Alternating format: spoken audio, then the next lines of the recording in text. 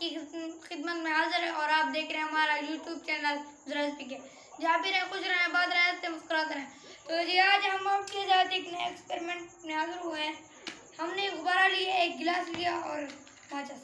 Target ये है कि हमने इस माचिस की तीली को डालना है इसके अंदर और हम गुब्बारा रखेंगे, देखेंगे कि ये इसको अपनी तरफ खींचता है कि नहीं। वीडियो में तो खींच रहा था, अभी देखते हैं कि अपने तरफ खींचता है नहीं।